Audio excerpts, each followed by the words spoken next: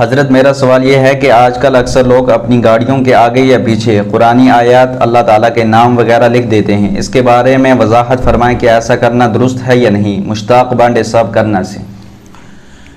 مشتاق صاحب اس میں یاد رکھیے کہ گاڑی پر قرآنی آیات لکھنا کیا یہ شریعتاً جائز ہے یا نہیں، اس کو ذرا سمجھیں۔ پہلے تو یہ بات سمجھ لیں کہ تعجب بھی ہوتا ہے جب ہم دیکھتے ہیں ایسا شخص جس نے گاڑی خریدی ہو حرام پیسوں سے، سود کے پیسوں سے، پھر وہ اپنی گاڑی پر آئے لکھتا ہے ھذا من فضل ربی، یعنی یہ اللہ کا فضل ہے مجھ پر، یعنی میں نے جو حرام کے پیسوں سے گاڑی خریدی۔ اس بات پر بے حد اور بے انتہا تعجب اور افسوس بھی ہوتا ہے کہ جب اس نے حرام کے پیسوں سے خریدی تو اسے یہ آیت نہیں لکھنی چاہیے تھی۔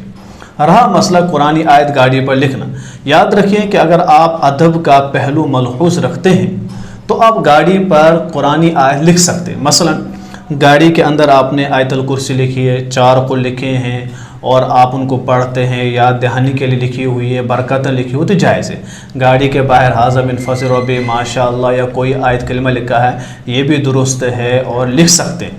ہاں اگر یہ ہے کوئی بے ادبی کا پہلو، مثلا ہمارے یہاں جو گاڑی ٹاٹا والی گاڑی ہوتی ہے، یعنی سواری پیسنجر والی گاڑی ہوتی ہے ٹاٹا گاڑی، تو اس گاڑی کے اوپر لوگ چھت پر چڑھتے ہیں سواری کے لیے۔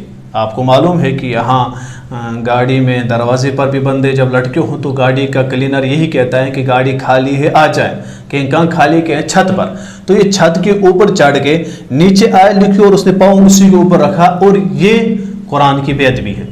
اس وجہ سے ایسی گاڑی میں نہ لکھیں۔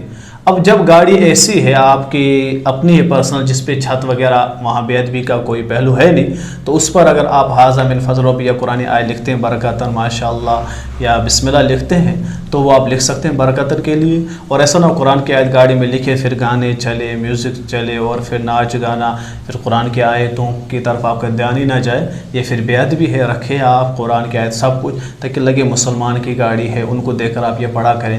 بعض لوگ دعائیں لکھتے ہیں دعا پڑھنے کے لیے تاکہ یاد رہے سفر میں، یہ سب چیز آپ لگا سکتے ہیں، اس میں کوئی بھی حرج نہیں ہے۔